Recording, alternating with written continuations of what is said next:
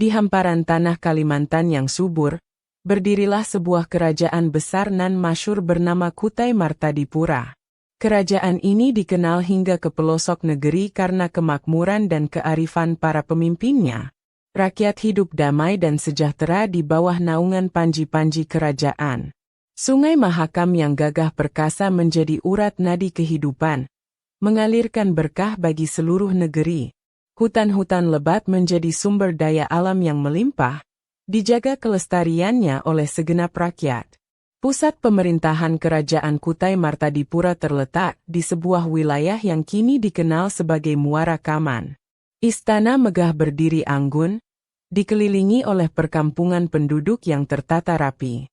Kehidupan sosial dan budaya berkembang pesat, melahirkan tradisi-tradisi luhur yang diwariskan turun-temurun. Keamanan negeri pun terjaga dengan baik berkat pasukan kerajaan yang tangguh dan setia. Suasana tenteram dan harmonis senantiasa menyelimuti kehidupan sehari-hari di kerajaan ini. Kerajaan Kutai Martadipura dipimpin oleh seorang raja yang bijaksana dan adil. Namun, salah satu sosok yang paling terkenal dan dihormati adalah seorang putri jelita bernama Putri Aji Berdarah Putih. Kecantikannya tak hanya terpancar dari parasnya yang menawan, tetapi juga dari budi pekertinya yang luhur. Sang putri dikenal karena kelembutan hatinya, kedermawanannya, serta kecerdasannya dalam memahami seluk-beluk pemerintahan dan adat istiadat. Nama Putri Aji Berdarah Putih sendiri bukanlah tanpa makna. Konon, jika kulitnya yang halus mulus itu terluka, darah yang mengalir bukanlah berwarna merah seperti manusia pada umumnya, melainkan berwarna putih bersih laksana susu. Keunikan inilah yang semakin menambah aura kewibawaan dan kesucian sang putri. Ia menjadi simbol kemurnian dan keagungan kerajaan Kutai Martadipura, dicintai oleh seluruh rakyatnya. Kabar mengenai kecantikan dan keistimewaan Putri Aji Berdarah Putih tersebar luas, melintasi batas-batas kerajaan. Banyak pangeran dan bangsawan dari negeri seberang yang datang untuk mempersuntingnya. Namun, sang putri tidak mudah terpikat oleh harta dan tahta. Ia mencari sosok pendamping yang tulus, berani, dan memiliki visi yang sejalan dengannya untuk memakmurkan rakyat dan menjaga kehormatan negerinya. Pada suatu hari yang cerah, pelabuhan kerajaan Kutai Martadipura diramaikan oleh kedatangan rombongan besar dari negeri Tiongkok. Mereka datang dengan kapal-kapal jung yang megah, dihiasi panji-panji berwarna-warni.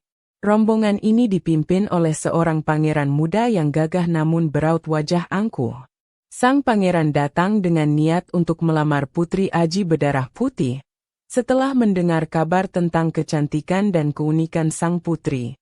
Kedatangan rombongan dari negeri Tiongkok ini pada awalnya disambut dengan baik oleh pihak kerajaan. Sesuai adat istiadat, tamu agung harus dihormati dan dilayani dengan sebaik-baiknya. Namun, gelagat sang pangeran Tiongkok mulai menunjukkan sifat aslinya.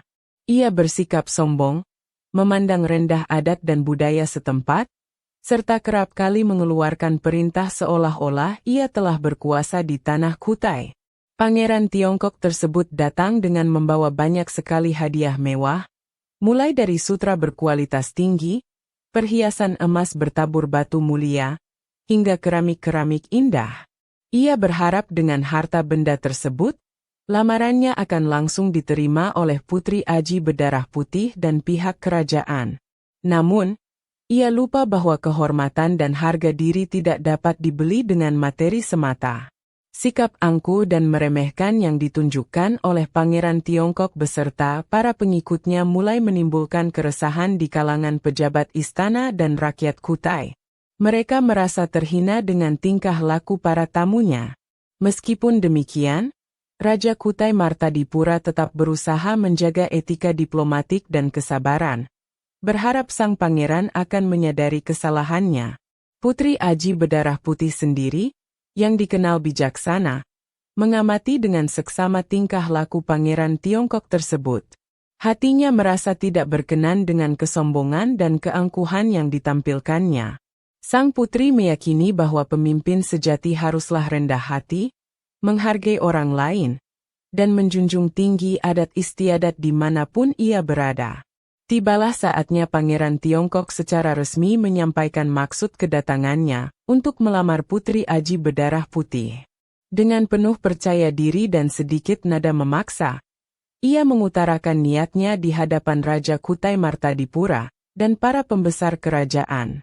Ia memamerkan segala kekayaan dan kekuasaan yang dimilikinya, seolah-olah tidak ada alasan bagi lamarannya untuk ditolak. Putri Aji Berdarah Putih, setelah mendengar langsung lamaran tersebut dan mempertimbangkan dengan matang segala tindak tanduk sang pangeran selama berada di Kutai, dengan tegas namun tetap santun menolak lamaran tersebut. Sang putri menyatakan bahwa ia tidak bisa menerima pinangan dari seseorang yang tidak menghargai adat dan budaya negerinya, serta menunjukkan sifat angkuh dan merendahkan orang lain. Keputusan Putri Aji Berdarah Putih ini didukung sepenuhnya oleh raja dan para bangsawan Kutai Martadipura. Mereka menilai bahwa Pangeran Tiongkok bukanlah sosok yang tepat untuk menjadi pendamping sang putri dan menjadi bagian dari keluarga kerajaan. Kehormatan dan kedaulatan kerajaan jauh lebih berharga daripada persekutuan yang didasari oleh kesombongan. Mendengar penolakan tersebut, Pangeran Tiongkok murka bukan kepalang. Wajahnya memerah pada menahan amarah. Ia merasa harga dirinya telah diinjak-injak. Bagaimana mungkin seorang putri dari kerajaan yang menurutnya lebih kecil berani menolak lamarannya? Seorang pangeran dari negeri yang besar dan kuat? Kesombongannya membuatnya buta akan kesalahannya sendiri. Dalam kemarahannya, Pangeran Tiongkok mengeluarkan kata-kata ancaman. Ia bersumpah akan membalas penghinaan ini, dan akan mengerahkan pasukannya untuk menyerang kerajaan Kutai Martadipura. Ia tidak terima dengan penolakan tersebut, dan bertekad untuk merebut Putri Aji Berdarah Putih, dengan kekerasan jika perlu. Suasana di balairung istana menjadi tegang seketika. Ancaman Pangeran Tiongkok bukanlah gertakan sambal belaka. Beberapa waktu setelah penolakan lamarannya, ia kembali ke kerajaan Kutai Martadipura, dengan membawa armada perang yang jauh lebih besar, dan pasukan yang lebih banyak. Genderang perang ditabuh, menandai dimulainya serangan terhadap kedaulatan tanah Kutai. Langit yang tadinya cerah kini diselimuti awan kelabu peperangan. Pasukan kerajaan Kutai Martadipura, meskipun kalah dalam jumlah dan persenjataan dibandingkan pasukan Tiongkok, tidak gentar sedikit pun. Dipimpin oleh para panglima perang yang gagah berani dan didorong oleh semangat untuk mempertahankan tanah air serta kehormatan Putri Aji Berdarah Putih. Mereka menyambut serangan musuh dengan perlawanan yang gigih. Teriakan perang membahana, membelah kesunyian pagi. Pertempuran berlangsung dengan sangat sengit. Suara dentingan pedang beradu, desingan anak panah yang melesat, dan pekikan para prajurit yang terluka menggema di medan laga. Sungai Mahakam yang biasanya tenang kini airnya mulai memerah oleh darah. Para prajurit dari kedua belah pihak bertarung dengan gagah berani, mempertaruhkan nyawa demi panji-panji yang mereka junjung. Putri Aji Berdarah Putih tidak tinggal diam di dalam istana. Meskipun seorang wanita, ia turut memberikan semangat kepada para prajurit, dan membantu merawat mereka yang terluka. Keberanian dan ketegaran sang putri menjadi suntikan moral bagi pasukan Kutai. Mereka semakin bersemangat untuk melindungi putri dan kerajaan mereka dari invasi pasukan asing yang angkuh. Namun, kekuatan pasukan Tiongkok yang lebih unggul secara perlahan mulai mendesak pasukan Kutai. Korban berjatuhan di kedua belah pihak. Wilayah kerajaan sedikit demi sedikit mulai dikuasai musuh. Pangeran Tiongkok, dengan kesombongannya, merasa kemenangan sudah di depan mata. Ia terus memerintahkan pasukannya untuk merangsek maju, tanpa mempedulikan banyaknya nyawa yang melayang.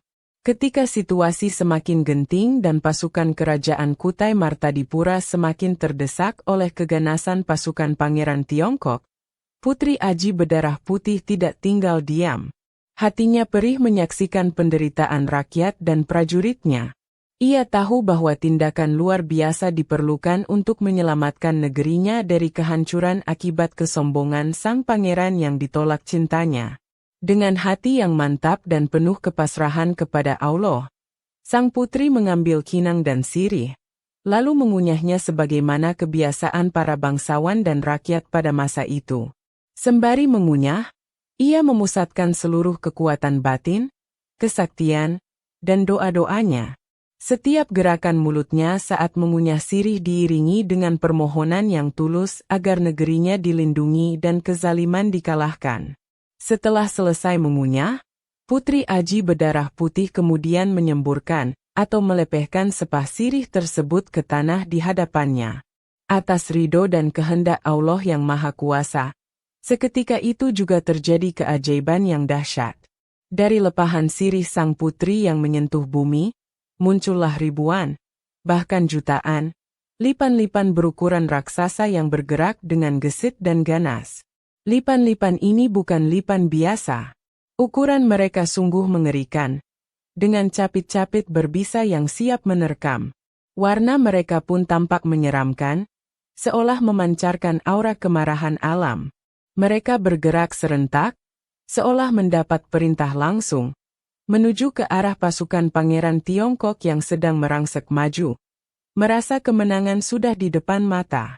Kemunculan lipan-lipan raksasa dari lepahan sirih Putri Aji berdarah putih ini begitu tiba-tiba dan di luar nalar, membuat pasukan Tiongkok yang angkuh itu dilanda kepanikan luar biasa. Mereka sama sekali tidak menduga akan menghadapi serangan gaib berupa serbuan serangga mematikan dalam jumlah yang tak terhitung. Senjata dan strategi perang mereka menjadi sia-sia menghadapi musuh yang tak terduga ini. Serbuan lipan-lipan raksasa yang merupakan manifestasi dari kesaktian Putri Aji berdarah putih, dan kemurkaan alam tidak memberikan ampun kepada pasukan Pangeran Tiongkok. Mereka yang tadinya begitu percaya diri dan meremehkan, kini lari tunggang langgang berusaha menyelamatkan diri. Namun, jumlah lipan yang begitu banyak seolah mengepung mereka dari segala arah.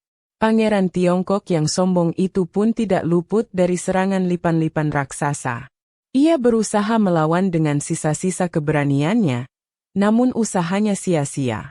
Akhirnya, ia dan seluruh pasukannya yang tersisa tewas mengenaskan, menjadi korban dari kesombongan dan keangkuhan mereka sendiri. Tanah tempat mereka berpijak seolah menolak keberadaan mereka. Setelah seluruh pasukan Tiongkok binasa, lipan-lipan raksasa itu tidak lantas menghilang. Tanah di bekas medan pertempuran itu perlahan-lahan mulai ambles dan tergenang air.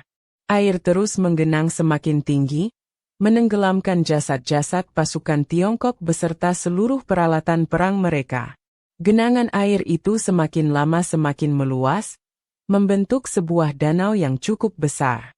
Menurut kepercayaan masyarakat setempat, air danau tersebut berasal dari bisa dan sisa-sisa tubuh lipan-lipan raksasa yang telah menunaikan tugasnya. Danau yang baru terbentuk itu airnya tampak kemerahan pada awalnya, mengingatkan pada darah yang tertumpah dan amarah yang membara. Peristiwa ini menjadi pengingat abadi akan akibat dari kesombongan dan penghinaan terhadap martabat suatu bangsa. Kerajaan Kutai Martadipura pun terselamatkan dari kehancuran. Rakyat bersukacita atas kemenangan yang ajaib ini, meskipun diselimuti duka atas para pahlawan yang gugur. Mereka semakin menghormati dan mencintai Putri Aji berdarah putih, yang dengan kesaktian dan ridho dari Allah telah melindungi negeri mereka. Danau yang terbentuk secara ajaib setelah pertempuran sengit dan kemunculan lipan-lipan raksasa itu kemudian dikenal dengan nama Danau Lipan. Nama ini secara harfiah berarti danau yang dihuni atau berasal dari lipan. Penamaan ini merujuk langsung pada peristiwa luar biasa yang menjadi cikal bakal terbentuknya danau tersebut, yaitu serbuan jutaan lipan raksasa yang membinasakan pasukan Pangeran Tiongkok. Makna nama Danau Lipan tidak hanya sebatas identifikasi geografis semata. Di baliknya terkandung pesan moral yang mendalam. Nama ini menjadi pengingat bagi generasi penerus tentang pentingnya menjaga kehormatan diri dan bangsa, serta akibat buruk dari sifat sombong dan angkuh. Danau Lipan menjadi monumen alami yang menceritakan kisah kepahlawanan dan kekuatan doa. Selain itu, nama Danau Lipan juga mengandung unsur magis dan spiritual. Keberadaan lipan-lipan raksasa yang muncul atas kehendak ilahi melalui perantara kesaktian Putri Aji berdarah putih menunjukkan adanya kekuatan di luar nalar manusia yang dapat melindungi kebenaran dan menghukum kezaliman. Danau ini menjadi saksi bisu akan campur tangan kekuatan gaib dalam menjaga keseimbangan alam dan kehidupan. Dalam beberapa versi cerita rakyat, disebutkan bahwa hingga kini pun aura mistis masih menyelimuti kawasan Danau Lipan. Konon, pada waktu-waktu tertentu, masih terdengar suara-suara aneh atau penampakan lipan di sekitar danau. Seolah-olah mereka masih menjaga tempat tersebut. Hal ini semakin memperkuat makna nama danau tersebut dalam ingatan kolektif masyarakat. Dengan demikian, nama Danau Lipan bukan sekadar label, melainkan sebuah narasi yang terangkum dalam dua kata. Ia menceritakan tentang keberanian, kesaktian, kesombongan, hukuman, dan campur tangan ilahi. Nama ini menjadi bagian tak terpisahkan dari identitas budaya dan sejarah masyarakat Kalimantan, khususnya di wilayah Kutai Kartanegara. Legenda asal mula Danau Lipan terus hidup dan diwariskan secara turun-temurun di kalangan masyarakat Kalimantan, khususnya di daerah Kutai Kartanegara, Kalimantan Timur, tempat di mana danau ini dipercaya berada. Kisah ini tidak hanya menjadi dongeng pengantar tidur, tetapi juga mengandung nilai-nilai luhur dan pelajaran berharga bagi kehidupan. Ia menjadi bagian dari kekayaan budaya tak benda Indonesia.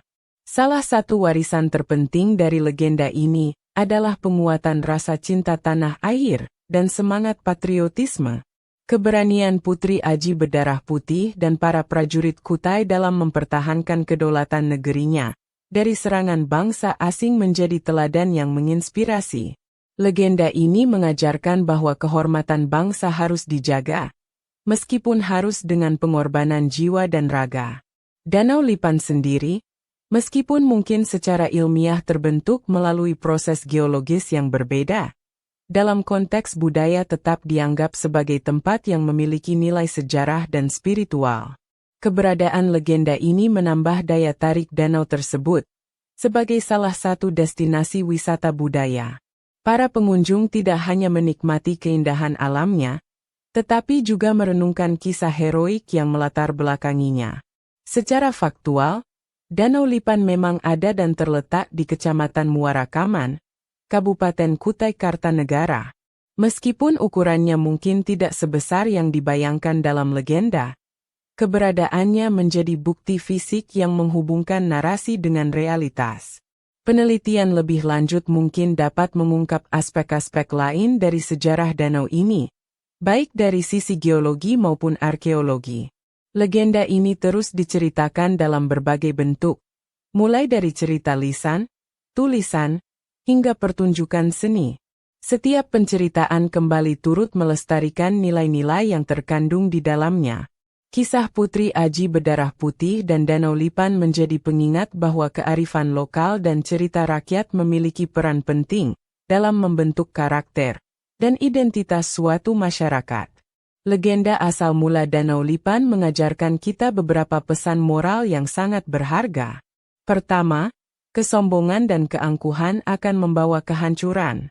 Seperti Pangeran Tiongkok yang meremehkan orang lain dan adat istiadat setempat, ia akhirnya menemui ajalnya dengan cara yang mengenaskan. Kedua, kita harus senantiasa menghormati adat istiadat dan budaya dimanapun kita berada.